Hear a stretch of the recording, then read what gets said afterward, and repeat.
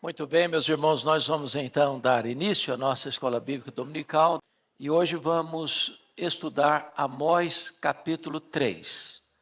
Abra sua Bíblia comigo nesta passagem de Amós capítulo 3, versos de 1 a 15. Amós capítulo 3, versos de 1 a 15. Esse texto diz assim: Ouvi a palavra que o Senhor fala contra vós outros, filhos de Israel, contra toda a família que ele fez subir da terra do Egito, dizendo: De todas as famílias da terra, somente a vós outros vos escolhi. Portanto, eu vos punirei por todas as vossas iniquidades. Andarão dois juntos se não houver entre eles acordo? Rugirá o leão no bosque sem que tenha presa? Levantará o leãozinho no covil a sua voz, se nada tiver apanhado? Cairá a ave no laço em terra, se não houver armadilha para ela? Levantar-se-á o laço da terra, sem que tenha apanhado alguma coisa? Tocar-se-á a trombeta na cidade, sem que o povo se estremeça? Sucederá algum mal à cidade, sem que o Senhor o tenha feito? Certamente, o Senhor Deus não fará coisa alguma, sem primeiro revelar o seu segredo aos seus servos, os profetas. Rugiu o leão, quem não temerá? Falou o Senhor Deus, quem não profetizará? Fazei ouvir isto nos castelos de Asdod e nos castelos da terra do Egito, e dizei: Ajuntai-vos sobre os montes de Samaria, e vede que grandes tumultos há nela, e que opressões há no meio dela. Porque Israel não sabe fazer o que é reto, diz o Senhor, e entesoura nos seus castelos a violência e a devastação. Portanto, assim diz o Senhor Deus: o inimigo cercará a tua terra, derribará a tua fortaleza, e os teus castelos serão saqueados. Assim diz o Senhor: como o pastor livra da boca do leão as duas pernas ou um pedacinho da orelha, assim serão salvos os filhos de Israel que habitam em Samaria, com apenas o canto da cama e parte do leito. Ouvi e protestai contra a casa de Jacó, diz o Senhor Deus, o Deus dos exércitos. No dia em que eu punir Israel por causa das suas transgressões, visitarei também os altares de Betel, e as pontas do altar serão cortadas e cairão por terra. Derribarei a casa de inverno com a casa de verão. As casas de marfim perecerão, e as grandes casas serão destruídas, diz o Senhor. Hoje eu quero tratar com os irmãos sobre o tema o rugido do leão. O rugido do leão. Verso 4. Rugirá o leão no bosque, sem que tenha presa. Verso 8. Rugiu o leão, quem não temerá? Falou o Senhor, quem não profetizará? O rugido do leão. Meus irmãos, Amós é um dos profetas menores. E quando diz que é um profeta menor, não está dizendo que ele tem menos importância, ou é quase irrelevante. Quando diz que é um profeta menor, é porque ele tem um conteúdo registrado, escrito, menor do que os profetas maiores, ou seja, Isaías, Jeremias, Ezequiel e Daniel. Amós está profetizando para o reino do norte. Nós chamamos o reino do norte de Israel. As duas tribos do sul, o reino de Judá. Mas ele nasceu em Tecoa, no reino do sul, e está profetizando no reino do norte. Amós não é um homem das altas cortes ou das altas rodas sociais, não procede da aristocracia. Ele é um boiadeiro, um boieiro. Diríamos nós, o homem plantador de sicômoros, ou seja, a lida dele é com a agricultura e com a pecuária. Mas Aprove a Deus chamá-lo. E chamá-lo para confrontar a elite econômica, política do Reino do Norte. Já vimos nas aulas anteriores que o método dele foi muito estratégico. Por quê? Porque ele começa denunciando as nações pagãs, estrangeiras. E já tinha denunciado, portanto, a Síria, a Filistia, a Fenícia. Depois ele começa a denunciar os pecados das nações que tinham parentesco com Israel: Edom, Amon e Moabe. Fechando o cerco, ele denuncia os pecados de Judá. Mas o propósito dele era embocar a trombeta e exercer o seu ministério específica e exclusivamente em Israel, ou seja, no Reino do Norte. Eu até vejo a população do Reino do Norte aplaudindo Amós quando ele denuncia os pecados da Síria, aplaudindo Amós quando ele denuncia os pecados da Filistia e da Fenícia. Muito bem, Amós, é isso mesmo. Eu vejo esse povo até aplaudindo Amós quando ele denuncia os pecados das nações ao redor de Israel, que tinham parentesco com Israel: Edom, filho de descendente de Esaú; Amon e Moabe, descendentes de Ló. Eu acho até que o povo aplaudia ele quando denunciava os pecados de Judá, Reino do Sul, muitas vezes se posicionando como rival do Reino do Norte. Mas agora ele está denunciando especificamente os pecados de Israel.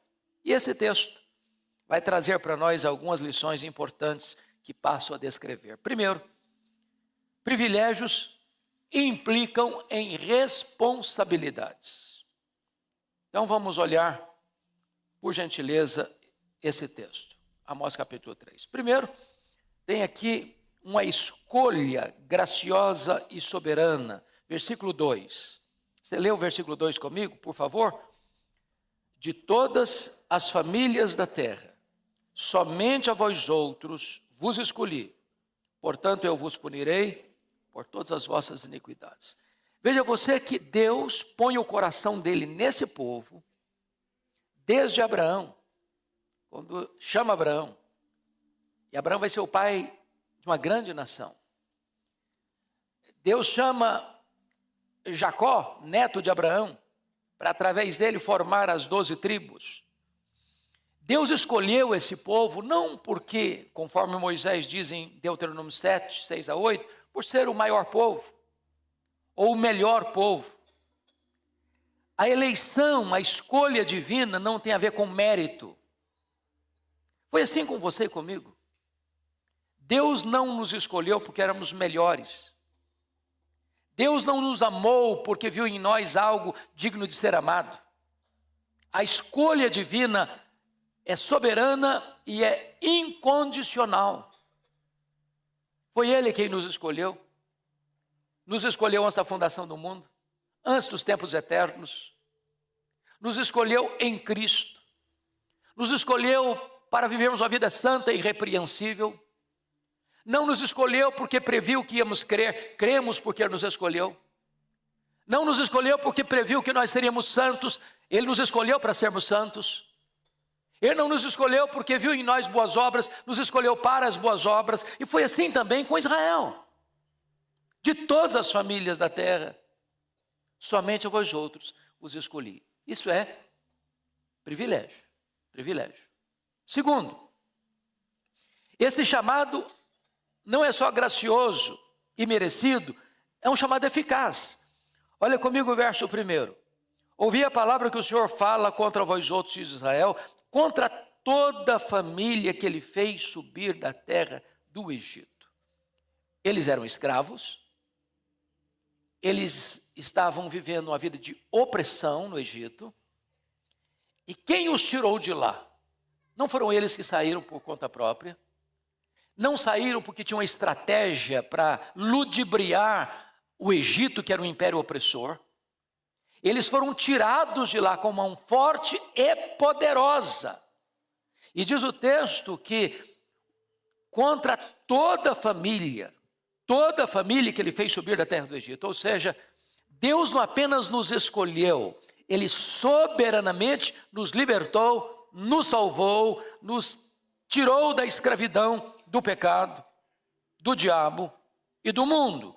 Não é diferente com o povo de Israel.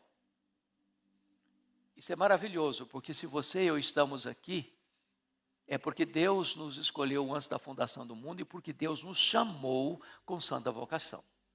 Quando Ele chama, a sua voz é poderosa. Quando Ele chama, Ele tira o tampão dos ouvidos, Ele tira a venda dos olhos, Ele muda as disposições do coração. Terceiro, esse chamado é um chamado exclusivo. Porque você vai notar comigo no verso 2, parte A, de todas as famílias da terra, somente a vós outros vos escolhi. Talvez você pergunte, por que Deus escolheu Israel? Ou, talvez melhor ainda, por que Deus escolheu você? Se nós estamos na perfeita sanidade mental, precisamos concluir que Deus não nos chamou porque nós tínhamos méritos para sermos chamados. Só uma pessoa que não está na sua perfeita sanidade, olha para si e diz, eu sou uma pessoa maravilhosa. Deus não podia errar no ponto e não me escolher. Porque eu sou fantástico. Eu sou a obra-prima da beleza e da perfeição. Se nós estamos de fato sabendo que nós somos, só podemos dizer, ai de mim, Senhor, ai de mim. Então esse chamado é um chamado imerecido, é um chamado exclusivo. Mas em quarto lugar, esse é um chamado proposital. Olha o verso 3. Andarão dois juntos se não houver entre eles acordo. Para que Deus nos chamou? Com que propósito? Com que finalidade? Para nós andarmos com Ele, o conhecermos, o adorarmos, o servirmos, nos deleitarmos nele. Aliás, o que é vida eterna? Conforme Jesus definiu em João 17,3. Vida eterna é isto, conhecer a Deus e a Jesus Cristo, a quem enviaste. Então, vida eterna é um relacionamento. É comunhão, é deleite, é desfrutar da presença, da companhia do próprio Deus. Qual o problema de Israel? Eles não estão andando com Deus. E por que eles não estão andando com Deus? Porque eles não estão de acordo com Deus. Eles estão batendo cabeça com Deus. Eles estão desobedecendo a Deus. Eles estão violando as leis de Deus. Eles estão se insurgindo contra os preceitos de Deus. Eles estão se rebelando contra a vontade de Deus. E a pergunta de Deus é retórica. Andarão dois juntos se não houver entre eles acordo? É muito comum você usar esse versículo para casamento, né? Andarão dois juntos se não houver entre eles acordo? A gente pode até usar. Mas primariamente, substancialmente, prioritariamente, essa é uma pergunta retórica de Deus para você e para mim, dizer o seguinte, não dá para andar com você, se você não quer cumprir os princípios que eu estabeleci para você ter comunhão comigo.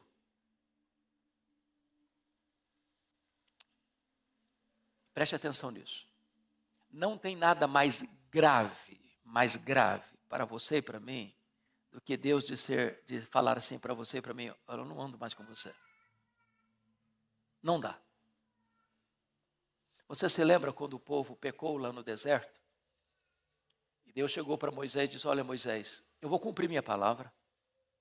Eu vou levar vocês à terra prometida. A terra está garantida.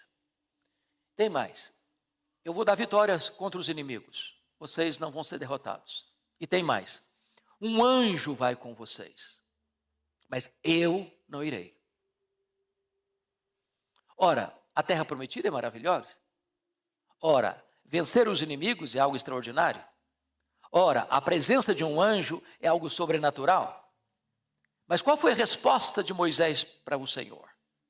Senhor, se tu não fores conosco, não nos faça subir. A terra prometida não mana leite e mel se tu não estiveres conosco. A vitória sobre os inimigos tem sabor amargo se não estiveres conosco. A presença de um anjo, embora sobrenatural e tão poderosa, não é suficiente para nós. A maior necessidade nossa, Deus, é andar contigo, é desfrutar da tua presença, é o tu estares conosco. Mas andarão dois juntos se não houver entre eles acordo? É a pergunta do profeta.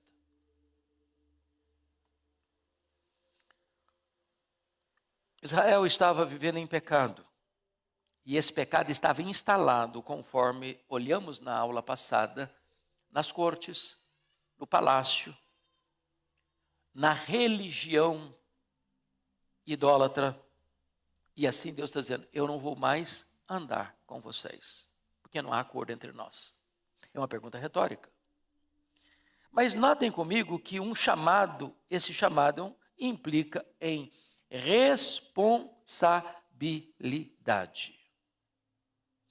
Porque o texto vai nos mostrar, no versículo 2, de todas as famílias da terra, somente a vós outros vos escolhi, portanto, olha o portanto, olha a consequência, portanto, eu vos punirei por todas as vossas iniquidades. Então, pegando o tema que nós demos, o título que nós demos aqui, privilégios implica em quê?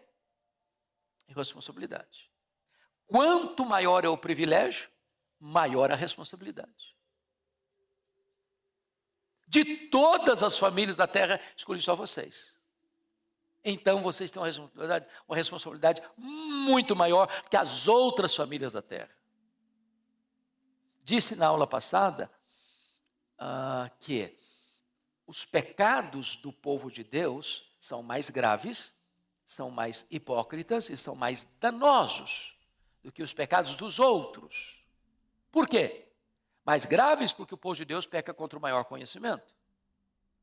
Mais hipócritas porque o povo de Deus convoca os outros a conhecerem a Deus quando eles não estão andando com Deus. E mais danosos porque quando o povo de Deus cai, mais pessoas são atingidas. Aqui está o ponto. Mas vamos ao segundo ponto da mensagem da exposição. O pecado sempre atrai juízo, porque ele nunca ficará sem julgamento. E aqui, se vocês notaram comigo, Amós vai usar 5 parábolas para descrever a questão de causa e efeito. Se não, vejamos. Verso 4. Rugirá o leão no bosque, sem que tenha presa. Primeira parábola.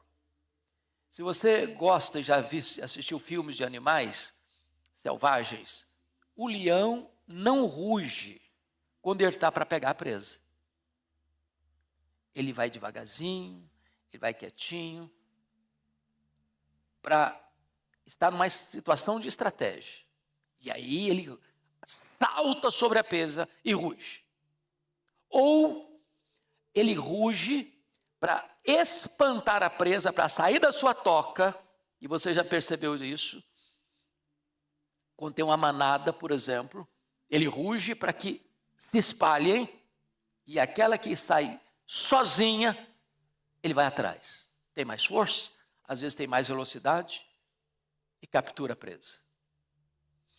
Causa e consequência. Quando ele ruge, é porque a presa vai ser apanhada.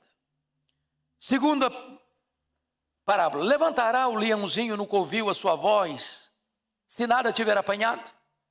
Ou seja, quando o leãozinho lá na cova espera a caça, espera a presa que a mãe caçou. Aliás, nota de rodapé, quem caça via de regra não é o leão, né? É a leoa. O leão mais para pose, mais para foto. Você percebeu que hoje todo mundo está usando foto de leão? Acho que 80% dos gabinetes pastorais que eu visito hoje tem um leão na foto, lá na parede. Fica bonito, né? Na foto fica muito bonito. Mas quando o leãozinho ruge, é porque a mãe trouxe para ele o quê? o alimento? A presa. Então ele ruge, depois que a presa já foi apanhada. Olha a outra figura. Versículo 5. Cairá a ave no laço em terra, se não houver armadilha para ela? Ou seja, tem que ter armadilha. Entenda a armadilha? A ave chega e cai na armadilha.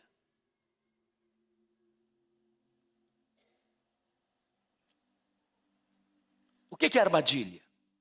É o pecado. Quem é a ave que cai na armadilha? O povo de Deus. O povo de Deus armou o laço, armou a armadilha e o próprio povo de Deus caiu na armadilha. Ele fez a cova e caiu no buraco.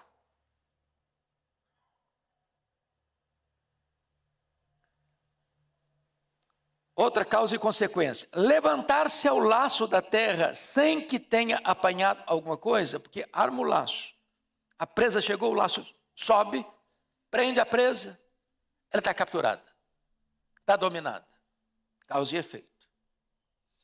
Outro efeito, versículo 6. Causa e efeito. Tocar-se a trombeta na cidade sem que o povo se estremeça. Ou seja, a trombeta era um instrumento de convocação do povo, ou alerta do povo, na iminência de um ataque, de um inimigo, de uma situação trágica, de um perigo mortal. Então tocava a trombeta, o povo começava a tremer. Uma situação muito grave estava para acontecer. Ou a última que ele menciona: sucederá algum mal à cidade sem que o Senhor tenha feito? Ou seja, preste atenção que isso aqui não é mal moral, isso é mal circunstancial, isso é disciplina de Deus. O contexto aqui é: quem vai trazer o mal sobre o seu povo? Quem vai trazer o mal sobre Israel? Deus. Que mal é esse que Deus vai trazer sobre Israel? O cerco,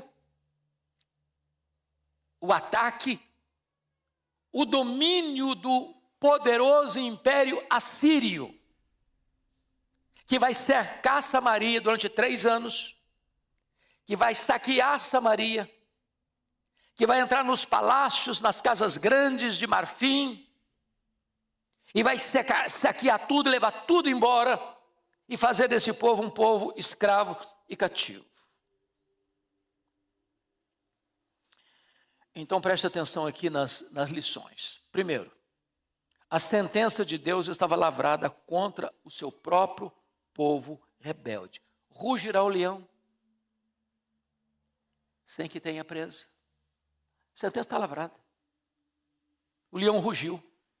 Se o leão rugiu, é porque a presa já foi pega, já foi apanhada. Segundo, o povo de Deus cai no laço do seu próprio pecado. Porque cairá ave no laço em terra, se não houver armadilha para ela. A armadilha foi montada pelo próprio povo de Deus para pegar a si mesmo. Isso é o pecado é um embuste, é um engodo, é uma farsa. O que o pecado promete? Prazer. O que ele entrega? Desgosto. O que o pecado promete? Alegria. O que ele entrega? Tristeza. O que o pecado promete? Liberdade. Sou dono do meu nariz. Ninguém impõe uma limitação à minha vida. O que ele entrega? Prisão. Escravidão. O que o pecado promete? Vida. Curtir todas as taças dos prazeres. O que ele entrega? Morte. Então o povo de Deus cai no laço do seu próprio pecado. Terceiro, a proclamação do juízo de Deus é vista aqui como um verdadeiro terremoto. Veja o versículo 6 comigo. Tocar-se a trombeta na cidade sem que o povo se estremeça. A ideia aqui é de terremoto. E se você perceber lá no capítulo 1, no versículo 1 mesmo, já fala que a profecia foi dada 2 anos antes do terremoto. Que terremoto? Terremoto é um abalo sísmico. As placas tectônicas se mexem. Tudo que é sólido começa a balançar. Tudo que é consolidado começa a mexer. E o que Deus está dizendo que a estabilidade do povo, e vale destacar, que quem está governando Israel agora é Jeroboão II. 41 anos, o rei que mais governou em Samaria, está vivendo o tempo áureo da prosperidade, vivendo o tempo áureo da economia, vivendo o tempo áureo da paz nas fronteiras e do crescimento econômico dentro das fronteiras. Eles não podiam imaginar que alguma coisa terrível acontecesse com eles. Estavam muito bem na fita, muito bem no conceito internacional, muito bem no conceito interno, mas Deus, ao tocar a trombeta, um terremoto ia acontecer. A estabilidade ia acabar. A paz iria desaparecer. A crise iria ser instalada. Aliás, conforme o versículo 15, nada ia ficar de pé. Deus ia derrubar tanto a casa de inverno, quanto a casa de verão, quanto as casas de marfim. Tudo ia perecer. As grandes casas iriam ser destruídas. Ou seja, o poder econômico não poderia resistir a esse ataque, a essa invasão do poderoso Império Assírio. Mas, quarto lugar, o juízo contra o pecado é acionado pelo próprio Deus. Olha o versículo 6, a parte B. Sucederá algum mal à cidade sem que o Senhor o tenha feito? De onde está vindo o juízo? Da Síria? Quem planejou esse ataque? Senaqueribe? Não. A Síria é apenas o instrumento, mas o agente da disciplina é o próprio Deus. A Síria é apenas a vara da ira de Deus, mas quem está por trás, controlando os acontecimentos da história, é o próprio Deus. Em outras palavras, privilégios implicam o quê? Responsabilidade. Poderíamos usar a expressão de Paulo, de Deus não se zomba, porque aquilo que o homem semear, isso ele ceifará. Pois bem, vamos a um outro ponto. Pecado jamais ficará sem julgamento. Agora, em segundo lugar, o julgamento nunca vem antes do alerta divino. Veja o verso 7 comigo. Toda a igreja comigo, por favor. Vamos juntos? Certamente o Senhor Deus não fará coisa alguma sem primeiro revelar o seu segredo aos seus servos, os profetas. Preste atenção na ênfase de Amós. Certamente. Certamente é uma palavra muito forte. Não tem exceção, não tem qualquer dúvida. É certamente. Mas note outra palavra forte dele. Coisa alguma acontecerá sem que Deus revele isso aos seus servos, os profetas. O que ele está querendo dizer com isso? O que isso significa? Significa, irmãos, que Deus nunca derrama um juízo sem antes alertar. Deus nunca disciplina sem antes exortar. Ou seja, quando a disciplina chega, ninguém vai poder dizer, bom, mas puxa vida, se tivesse falado comigo que esse negócio é errado, eu não teria feito. Se tivesse me alertado que eu não devia andar por esse caminho, eu não teria andado. Por que não me instruíram? Por que não me falaram? Por que não me avisaram? Por que não me alertaram? Deus tinha levantado profetas. E mais profetas. E o que eles fizeram com os profetas de Deus? Taparam os ouvidos. O que fizeram com Amós no capítulo 7? Vai embora daqui, profeta, vai lá para a sua terra, lá você profetiza, aqui não, aqui é o templo do rei, aqui é o templo do reino, cala a boca, não fala mais conosco, nós não queremos ouvir sua voz. Irmãos, em todos os períodos da história, Deus exortou, por exemplo, Deus levantou Noé, para pregar tantos anos, dizendo, olha, acerte a vida com Deus, acerte a vida com Deus, acerte a vida com Deus. Ninguém quis ouvir Noé, até que o dilúvio chegou. Deus alertou Abraão acerca da destruição de Sodoma e Gomorra, e é por isso que ele ora para que o seu sobrinho e a sua família sejam poupadas. Deus alertou José acerca de uma grande fome mundial que poderia dizimar a população, e Deus levanta esse moço para ser um instrumento nas suas mãos. Em outras palavras, antes do derramamento das taças da ira de Deus, Deus faz soar as suas trombetas. É isso que Apocalipse ensina. O que são as trombetas? As trombetas, as 7 trombetas do Apocalipse, capítulo 8 a 11, retratam que o juízo de Deus é apenas parcial, misturado com a misericórdia. Agora preste atenção nisso. Quando as trombetas soaram, elas atingiram a terra, os mares, os rios, os astros, os homens. Às vezes nós olhamos para a natureza e achamos que tudo acontece naturalmente, sem a intervenção da mão de Deus. Às vezes nós somos deístas e não teístas. Em outras palavras, às vezes nós imaginamos que Deus criou e largou o mundo para funcionar sozinho. Não, meus irmãos, Deus está tocando trombetas. Quando os fenômenos acontecem nos mares, nos tsunamis da vida, nos rios, nas enchentes e inundações, quando Deus fere a terra com seca ou com enchentes, quando os astros revelam situações que trazem consequências danosas para os homens, quando você vê a turbulência das nações e os homens em perplexidade, são trombetas de Deus, avisando aos homens: arrependam-se, arrependam-se, arrependam-se. Se os homens taparem os ouvidos a essa trombeta, o que virá são as taças do juízo. Aí não tem mais escapatória. Trocando em miúdos ou usando outras palavras, o rugido do leão ecoa em cada página da Bíblia.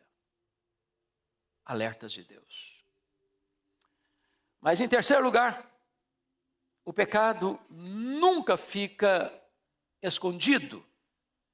Veja comigo o verso 9 e 10. Primeiramente, quando o povo de Deus peca, até os pagãos ficam escandalizados. Olha o verso 9, leia comigo o verso 9.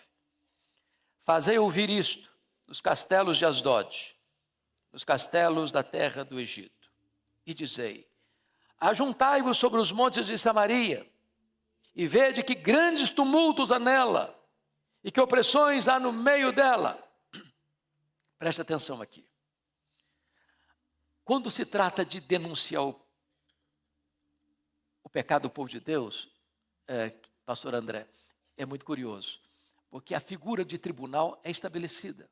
Por exemplo, lá em Isaías capítulo 1, versículo 2, o profeta chama os céus e a terra como testemunha contra o seu povo. Quando Miqueias vai exortar o povo, está lá no capítulo 6, versículos 1 e 2, Deus chama os montes e os outeiros para serem testemunhas contra o seu povo. Aqui nesse texto de Amós, capítulo 3, versículo 9, Amós está chamando os povos pagãos para virem para os montes de Samaria, para serem testemunhas oculares.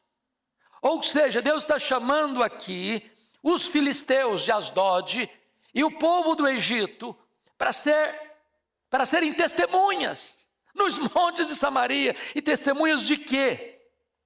Dos grandes tumultos que há nela e que opressões há no meio dela. Em outras palavras, quando o povo de Deus peca, isso choca e deixa perplexo até os pagãos. Os pagãos que só têm a lei da consciência e não a revelação especial de Deus, a sua palavra, são testemunhas contra o povo que tem a revelação especial. E não obstante isso, despreza Deus, se insurge contra Deus, desobedece à lei de Deus. Segundo, quando o povo de Deus se entrega ao pecado, ele se torna pior do que os ímpios. Olha o verso 10 comigo, por favor. Leia o verso 10 comigo. Porque Israel não sabe fazer o que é reto, diz o Senhor, e entesoura nos seus castelos a violência e a devastação. Então, como você, como eu, gosta de grifar sua Bíblia, vamos grifar algumas coisas aqui. Versículo 9, ele fala de grandes tumultos, né? Grandes tumultos, convulsão social. Ainda no verso 9, ele usa opressões, e olha que está no plural, opressões, no meio dela, no meio de quem? Samaria, capital do reino. Versículo 10, eles não sabem fazer o que é reto. Agora, não sabem porque são ignorantes, porque não conhecem. Isso é uma força de linguagem. Não é que eles não sabem porque nunca ouviram falar, ou porque não conhecem, porque são analfabetos das coisas espirituais, não. Como diz, eles não sabem fazer o que é reto, é que apesar de saber o que é reto, eles rejeitam o que é reto. Eles conhecem a luz, mas amam mais as trevas do que a luz. Eles sabem o que Deus requer, mas eles se insurgem contra Deus e fazem exatamente o contrário do que Deus mandou. Rebelião. Mas ainda no versículo 10, olha aí. Entesoura nos seus castelos. Castelos, as grandes casas, as grandes mansões, o refúgio dos poderosos. O que é que eles entesouram lá? A violência. Violência contra quem? Contra os inocentes. Contra aqueles que não têm vez. Contra aqueles que não têm voz. Contra aqueles que reivindicam os seus direitos e esses direitos são negados. O que é que reina lá? Devastação. Devastação. Então você vai perceber que havia lá em Samaria, no Reino do Norte, um problema que ocorre no Brasil, Estados Unidos, Alemanha, Japão, mundo afora. E qual era o problema? Era o problema descrito aqui no verso 15.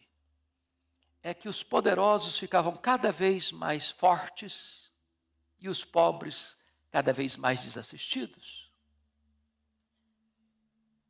Porque eles queriam até o pó da cabeça do pobre. E o que acontece? Os homens iam ficando tão fortes, poderosamente fortes, economicamente fortes, que eles tinham casa de inverno, tinham casa de verão, tinha casa de marfim. Gente, marfim é um negócio caro. Você vai hoje no Oriente, normalmente na Jordânia, os móveis são belíssimos, alguns deles de marfim, e uma cadeira vale uma fortuna. Mas não era só os móveis de marfim, não, as casas de marfim. Era muito luxo, era muita pompa. E agora preste atenção nisso. Deus não condena a riqueza. A riqueza não é pecado. A riqueza é uma dádiva de Deus. É Deus que fortalece as nossas mãos para adquirirmos riquezas. Riquezas e glórias vêm de ti. A riqueza, fruto do trabalho honesto, fruto da bênção de Deus, é uma dádiva divina, porque o projeto de Deus em tornar uns ricos é para que eles possam ser generosos em dar, diz o apóstolo Paulo. Generosos, em boas obras. Mas qual era o problema lá em Samaria? É que esses ricos estavam entesourando recursos, dinheiro, fortunas, propriedades, as mais luxuosas, as mais caras, as mais requintadas, mas em detrimento de um povo oprimido, pobre, miserável, que estava sendo explorado, sugado, draconianamente falando. Era injustiça social. E a injustiça social é uma realidade aqui no Brasil. Quando você percebe, por exemplo, a questão da corrupção galopante na política, às vezes a gente não percebe isso. Mas rodando por aí, todos nós temos ciência disso, você escuta que dificilmente se ganha uma licitação sem que haja propina. E aí quando você percebe, aquele dinheiro que poderia ir para a educação, para a saúde, para a segurança pública, é desviado. Não chega lá, em quem precisa. Porque alguns poucos estão trazendo tudo isso para si. E esse tipo de postura, Deus, eu não aceito. Vai chegar um momento que Deus, eu vou derrubar a casa grande, eu vou derrubar a casa de inverno, eu vou derrubar a casa de verão, eu vou derrubar a casa de marfim, eu vou derrubar as grandes casas, tudo vai ser destruído, porque Deus é Deus de justiça. De justiça. Mas em quarto lugar, o pecado nunca fica impune, versos de 11 a 15. Então vamos olhar aqui alguns pontos. Primeiro, quem não escuta a voz de Deus terá de suportar a vara da disciplina. Versículo 11. Todos comigo, por favor, vamos ler juntos. Portanto, assim diz o Senhor Deus: um inimigo cercará a tua terra, derribará a tua fortaleza, e os teus castelos serão saqueados. Então vamos entender isso aqui, meus amados. Ele não fala o nome do império que vai entrincheirar Jerusalém. Ele cita de forma indireta um inimigo. Então vamos entender isso aqui. Me permita uma digressão maior. Hoje, é muito comum você escutar muitos elogios a Salomão. Salomão virou uma espécie de herói de políticos, de empresários, de pensadores, de escritores. E aí se proclama e se propala com muita eloquência a sabedoria de Salomão, a riqueza de Salomão. E Salomão virou uma espécie de ícone do sucesso. Quando você vai, entretanto, para as Escrituras, a coisa não é bem assim, não. Não é bem assim, não. Por exemplo, Deus já havia previsto que haveria um tempo em que Israel, olhando para as nações vizinhas, desejaria também ter um rei. Ter um rei. Prevendo isso, Deus estabelece o job description, a função de como um rei deveria se portar em Israel. Está lá em Deuteronômio capítulo 17. Primeiro, o rei não podia multiplicar para si cavalos. O que significa isso? Ele não pode confiar no exército, na força militar. Tem que confiar em mim. Segundo, ele não podia multiplicar para si ouro, porque ele não poderia confiar no poder econômico, e sim no Senhor. Terceiro, ele não podia multiplicar para si mulheres. O problema aqui não era, com certeza, mas não era o ponto principal, promiscuidade sexual não. O problema é que os casamentos eram casamentos, o quê? Políticos, de alianças políticas, com outras nações, com outros povos, que tinham outras crenças, outros deuses, e que, através desses casamentos, a possibilidade de se corromper e acabar o rei, patrocinar a idolatria dessas mulheres que viriam de outras nações com outros deuses, era muito grande. Pois Salomão quebrou esses 3 preceitos. Ele multiplicou cavalos, ele multiplicou ouro, ele multiplicou mulheres. Ele teve 1000 mulheres, 700 princesas, 300 concubinas. Se fosse do ponto de vista de visitar cada mulher, ele visitaria essa hoje, só voltaria nela daqui a 3 anos. Não há nada semelhante na história. Mas quando você vai para a Bíblia, você vai perceber que todo o luxo, a riqueza, a pompa, a glória do palácio salomônico, quem estava pagando a conta? O povo. Conhece aquele ditado popular que não tem almoço de graça? Se alguém está no luxo, alguém está pagando esse luxo. O que Salomão fez? Ele colocou gente para trabalhar como escravos, feitores de escravos. Tinha gente lá ralando. Para quê? Para pagar a conta do luxo do palácio. Uma frase simples: rei rico, povo pobre. Mas não foi só isso não.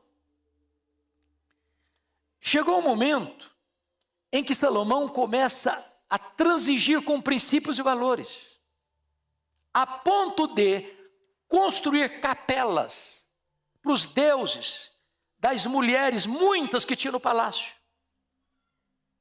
E capelas de frente ao templo de Jerusalém.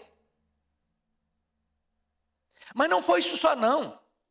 Ele mesmo passou a adorar esses falsos deuses, adorados pelas suas mulheres. Tornou-se um homem idólatra. Virou as costas para Deus. Profanou a casa de Deus. Sabe o que Deus disse para ele? Pois eu vou tomar o reino da sua mão. Eu vou dar o reino a outro. E Deus chegou a dizer quem era o cara.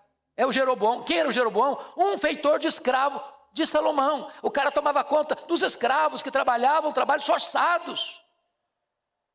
O profeta Aías chegou a dizer para esse camarada: Jeroboão, olha, se você andar com Deus, Deus vai entregar nas suas mãos e Deus vai abençoar você. Quando Salomão ficou sabendo disso, perseguiu o cara para matá-lo. Ele teve que fugir para o Egito. Mas não foi só isso não. Salomão não preparou um sucessor. E alguém já disse que sucesso sem sucessor é fracasso. O filho dele, o Roboão, que viveu no palácio, no luxo, no fausto, ao assumir o governo depois da morte de Salomão, em 931, não teve sabedoria. O que aconteceu? Morreu Salomão, 931 a.C. Esse cidadão Jeroboão, que fugiu para o Egito, retorna rapidamente para Israel, reúne o povo, vai ao rei Roboão e diz: olha, nós temos uma reivindicação a fazer. Alivia a mão. Nós não aguentamos mais pagar impostos. Está demais. Estão trabalhando a meia com o governo. Não aguentamos mais. Agora, se você aliviar os tributos, os impostos que nos oprimem, nós prometemos a você, rei Roboão, que vamos ser leais a você. Bom, imposto alto, o Brasil não tem nenhuma saudade de Israel.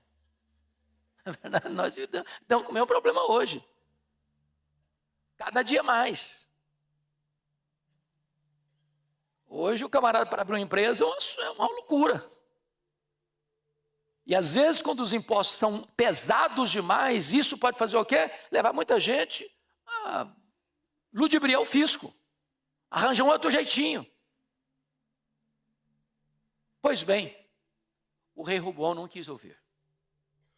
Não, se vocês acham que eu vou aliviar a carga de vocês, a carga tributária, vocês estão muito enganados e usam uma figura de linguagem. O meu dedo mínimo é mais pesado que o braço do meu pai. Eu vou botar chicote em cima de vocês. O que aconteceu? Sob a liderança cismática de Jeroboão I, 10 das 12 tribos romperam com a dinastia davídica e formaram um reino, chamado Reino de Israel, que durou 209 anos, de 931 a 722. Esse reino teve 19 reis, 8 famílias diferentes, 8 dinastias diferentes governando. Nenhum desses reis andou com Deus. E eu pergunto a vocês, onde nasceu o reino rebelde de Israel? Na casa de Salomão. Na casa de Salomão.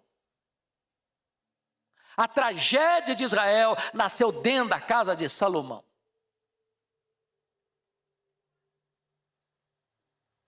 Agora Deus está dizendo que um império poderoso viria, um inimigo cercará a tua terra. Aqui é cerco, sítio, entrincheiramento. Derribará a tua fortaleza e os teus castelos serão saqueados. O que ele está falando aqui? Da invasão de quem? Do Império Assírio. Quando isso ocorreu?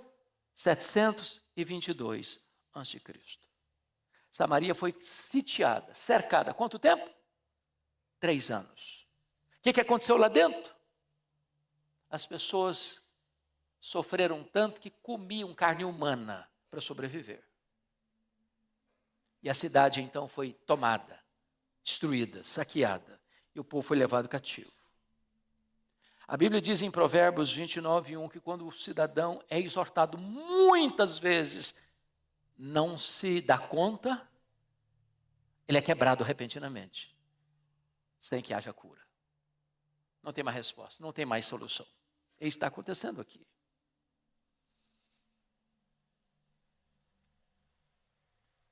Quem não escuta a voz de Deus, terá que escutar o estalido do chicote da disciplina.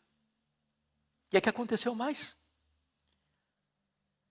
Esse povo restante que ficou em Samaria, porque você não leva literalmente 100% das pessoas, os que ficaram, por estratégia, o rei Sargão II traz outros povos para cá. E há o quê? Uma miscigenação racial e um sincretismo religioso. Essa miscigenação racial vai dar o nome de quê? Povo samaritano. Que vai se tornar, historicamente, por mais de 700 anos, inimigos irreconciliáveis do povo de Judá. Até o ponto de Jesus vir e a mulher samaritana questioná-lo: como pedes a mim de beber, sendo tu judeu e eu samaritana? Em outras palavras, não sabe que nós somos inimigos? O que é que derrubou essa parede de inimizade? O Evangelho de Jesus Cristo. O Evangelho de Jesus Cristo. Quando o diácono Filipe foi para lá, fazendo maravilhas e prodígios, quando o apóstolo João e o apóstolo Pedro foram para lá, o Espírito Santo foi derramado, aí não tem mais barreira, porque Jesus já havia dito: e sereis minhas testemunhas, tanto em Jerusalém, como em toda a Judeia e Samaria, e até os confins da terra. Meus irmãos, só o Evangelho de Jesus Cristo consegue sarar feridas étnicas, religiosas. Só o Evangelho de Jesus Cristo pode reconstruir o que o pecado destruiu. Só a graça de Deus pode fazer transformações e mudanças na vida do ser humano. Voltando ao texto de Amós. Segundo lugar, Deus é o agente do julgamento do seu povo. Por favor, confira comigo o verso 14 e 15. Toda a igreja lendo comigo. Vamos juntos? No dia em que eu punir Israel, por causa das suas transgressões, visitarei também os altares de Betel, e as pontas do altar serão cortadas e cairão por terra. Derribarei a casa de inverno, ou a casa de verão, as casas de marfim perecerão, e as grandes casas serão destruídas, diz o Senhor. Chama a sua atenção para 3 verbos que estão aí, no verso 14 e 15, para mostrar que o agente do julgamento é o próprio Deus. Verso 14, eu punirei. Verso 14, eu visitarei. Verso 15, eu derrubarei. Quem está fazendo isso? Deus. Quem é o agente do juízo? Deus. Então vamos entender uma coisa importante. Qual foi o império que cercou Samaria mesmo? Império Assírio. Quem foi o agente desse juízo? Não foi o Império Assírio, foi Deus. O Império Assírio só cerca e só toma Samaria porque Deus entregou Samaria. Quando você vai para Daniel, capítulo 1, Nabucodonosor cerca Jerusalém em 606, depois em 596, depois toma a cidade em 586. Mas no primeiro cerco, em 606, está escrito lá que Deus entregou os vasos do templo. Não foi o poder militar da Babilônia, não. Foi Deus que entregou. Deus é o agente do juízo. Ele é o agente da graça e é o agente do juízo. E quando Deus se levanta, quando o leão ruge, aí não tem mais jeito. A disciplina chega. A disciplina chega. Terceiro, o julgamento de Deus perscrutará todas as áreas da nação. Primeiro, Deus julgou a vida moral da nação. Versículo 11. Portanto, assim diz o Senhor, o inimigo cercará a tua terra e derrubará a tua fortaleza, e os teus castelos serão saqueados. Esse portanto tem a ver com os versos 9 e 10, os tumultos, as opressões, o entesouramento nos castelos, da violência e da devastação. Portanto, ou seja, Deus está punindo os pecados de opressão, os pecados morais, econômicos, que o povo está fazendo com aqueles que não têm como encontrarem solução. E aí você vai ver que os reis eram maus, os ricos eram avarentos, as mulheres fúteis. Só para você dar um spoilerzinho do próximo domingo. Versículo 4, capítulo 4, verso 1. Ouvi esta palavra, vacas de Bazã, que estáis no monte de Samaria, oprimis os pobres, esmagais os necessitados, e dizeis a vosso marido, dai cá e bebamos. Ou seja, até as mulheres. Alguém já disse, vou falar em voz baixa, porque tem mulher no auditório. Dizem que quando as mulheres se corrompem, é porque a situação já está no fundo do poço.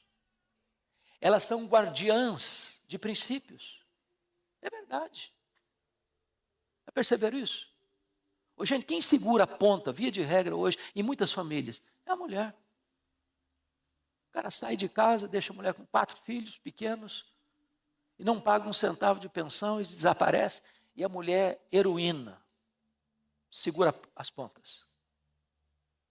Mas as mulheres lá em Samaria, elas induziam os maridos respectivos. Não, toma o que você puder. Vamos beber vinhos caros. Vamos dormir em cama de marfim. Vamos curtir a vida. Alguém vai pagar essa conta. A opressão. Deus está julgando isso. Segundo, Deus julga a ganância insaciável dos ricos. Preste atenção comigo. Versículo 15. Derribarei a casa de inverno com a casa de verão, as casas de marfim perecerão e as grandes casas serão destruídas, diz o Senhor. Volta a dizer, e é importante deixar isso claro. Deus não está condenando a riqueza. A riqueza não é um pecado e nem a pobreza é uma virtude. O problema não é ter dinheiro. O problema é o dinheiro nos ter. O problema não é possuir dinheiro, o problema é ser possuído pelo dinheiro. O problema não é ter dinheiro no banco, o problema é entronizar dinheiro no coração. O problema não é ter dinheiro como servo, o problema é ter dinheiro como patrão. O que Deus está condenando aqui não é o fato do cara ser rico, é possível uma pessoa ser rica e viver uma vida honesta, digna, bonita, ser uma bênção, um benfeitor da humanidade, uma pessoa generosa em dar, em repartir. A Bíblia elogia isso. Nós temos grandes homens de Deus ricos na Bíblia. Abraão foi rico, Isaac foi rico, Jacó foi rico. A Bíblia fala de tantos homens ricos como Jó. E não condena o fato de eles serem ricos, ao contrário. Agora, o que Deus condena? É a riqueza mal adquirida. É o dinheiro que entra na conta sem ser dinheiro limpo. É o dinheiro que é fruto da exploração, da opressão, da injustiça. É isso que está acontecendo aqui. Deus julga a ganância insaciável dos ricos. Agora, notem comigo, o versículo 12 é complicado de interpretar. E está escrito assim: assim diz o Senhor, como o pastor livra da boca do leão as duas pernas ou um pedacinho da orelha, assim serão salvos os filhos de Israel que habitam em Samaria, com apenas o canto da cama e parte do leito. Isso aqui é uma prática que existia conforme Êxodo 22:13, o cara que era pastor. Você é pastor, às vezes você está cuidando de um rebanho que não é seu. Você é contratado para cuidar de um rebanho. E aí, você tem que chegar para o patrão e falar: olha, um leão comeu uma ovelha sua. E aí o dono do rebanho pergunta: mas que prova você me dá que foi o leão que comeu? Não foi você que roubou?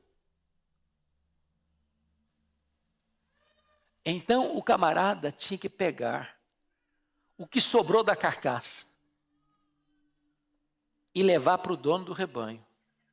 Olha, a evidência está aqui. A evidência está aqui. Está na lei de Deus isso. Para não ter motivo de mentira, de falcatrua, do cara roubar e dar uma desculpa esfarrapada. Lembra quando o relatório de Jacó deu para o Labão, quando o Labão começou a perseguir o Jacó? Falou: eu trabalhei para você 20 anos, cara. Você mudou meu salário mais de 10 vezes. Eu nunca comi um cabrito do rebanho, nunca. Quando um animal seu era arrebatado, eu tinha que pagar. O contexto aqui, irmãos, é que a situação era tão grave, é que o leão já tinha rugido. O leão já tinha pegado a presa. E os que escaparam é como aquela perninha da ovelha que escapou da boca do leão, da carcaça que ficou. É uma tragédia irremediável, irremediável. Mas Deus julga também, meus irmãos, o pecado da injustiça social da nação, com os tumultos, as opressões, a violência, a devastação, as transgressões. E eu termino dizendo, ultimamente, Deus julga o pecado religioso da nação. Versículo 14, leia comigo, por favor. O versículo 14 todo, vamos todos juntos. No dia em que eu punir Israel, por causa das suas transgressões, visitarei também os altares de Betel, e as pontas do altar serão cortadas, cairão por terra. O que ele está falando aqui? Lembram, por favor, de 931 a.C., quando Jeroboão I, rompendo com a dinastia davídica, forma um reino cismático, com as 10 tribos do norte. Qual foi a conclusão dele? Se o meu povo voltar lá para Jerusalém, para adorar lá no templo de Jerusalém, que era a sede religiosa da nação, o meu povo vai me abandonar, depois vai me matar, e eu vou perder o meu reino. O que ele fez? Estabeleceu novos lugares de adoração. Dan, lá no norte, Betel, lá no sul. O que ele fez? Construiu bezerros de ouro, outros deuses, com outros sacerdotes, com outro estilo de culto, pervertendo a religião. E o que é Betel agora? Betel não tem nada a ver mais com a experiência de Jacó, casa de Deus, porta do céu. Betel agora é um centro de idolatria. Betel é um local onde as pessoas iam adorar um bezerro de ouro. Betel era uma abominação para Deus. E Deus está dizendo o seguinte: quando esse império vier, não só o poder econômico, não só o poder político, não só o poder social, não só a sociedade vai entrar em colapso, mas a religião também vai entrar em colapso. Betel vai ser destruído. E aí tem uma expressão aqui que precisa ser entendida por todos nós. Não só os altares vão ser visitados pela ira de Deus, mas as pontas do altar serão cortadas e cairão por terra. O que era a ponta do altar? Você se lembra quando o Adonias se declarou rei, com seu pai vivo ainda, querendo dar uma rasteira no pai, e contrariar a vontade do pai, que era instituir e estabelecer Salomão como rei, e não ele, Adonias? E a coisa se reverteu, e agora Salomão é coroado, e agora ele percebe que vai ser morto pelo irmão. Para onde o Adonias corre? Para o altar. Segurando o quê? Nas pontas do altar. Porque o entendimento é, ninguém pode ser morto segurando nas pontas do altar. O que aconteceu? Salomão disse, não, você pode ir para casa, mas fica lá. Prisão domiciliar, não vai sair não. Se você fizer o bem, eu nunca vou incomodar você. Ele fez errado. Salomão mandou matá-lo. Não foi isso que aconteceu com Joabe, o grande comandante? Davi falou, meu filho, cuidado com esse cara é perigoso. Eu não consegui lidar com ele, mas você precisa lidar. Aí quando Joabe percebeu que ele ia ser morto, correu lá para as pontas do altar, agarrou lá. Quando Deus diz, eu vou cortar a ponta do altar, está dizendo o seguinte, não tem refúgio, não tem saída, não tem lugar seguro para você quando eu visitar este povo com a minha disciplina. Então, até Betel para você cair. Não só as casas grandes, não só os palácios, não só os castelos, mas a religião também vai entrar em colapso quando Deus vier para disciplinar o seu povo. Eu li uma frase que me marcou muito, André, essa semana, de um dos maiores expositores bíblicos que eu conheço, Alex Motyer. Ele diz assim, onde a religião não tem poder, tudo fica sem poder. Quando a casa de Deus é derribada, nenhuma casa fica de pé. Vou repetir. Onde a religião não tem poder, tudo fica sem poder. Quando a casa de Deus é derribada, nenhuma casa fica de pé. A casa de Deus foi derribada. E todas as outras casas foram também. Em outras palavras, só existe um refúgio, irmãos, para o homem. Esse refúgio é Deus. Não há outro. Nem político, nem econômico, nem social, nem isso, nem aquilo outro. Só Deus pode ser o nosso refúgio. Corramo-nos, portanto, para ficarmos debaixo das asas do Altíssimo. E aí encontraremos um refúgio seguro e eterno. Que Deus nos abençoe. Amém. Vamos ficar em pé e vamos orar.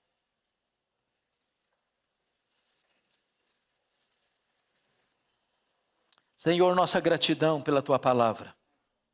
Nossa gratidão pelo alerta tão solene que ela nos traz.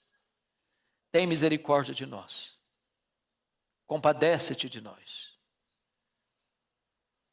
Não há maior e mais grave perigo e ameaça para a nossa alma do que o nosso próprio pecado.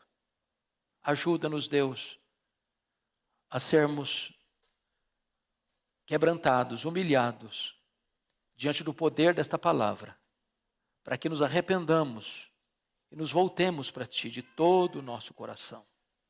Perdoa os pecados do Teu povo. Perdoa os pecados da nossa nação. Perdoa os pecados da nossa família. Perdoa os pecados da nossa igreja. Perdoa, Deus, os nossos pecados. E tem misericórdia de nós, para que nos abriguemos em Cristo, o único refúgio seguro e verdadeiro. Oramos em nome dEle. Amém. Deus abençoe a todos.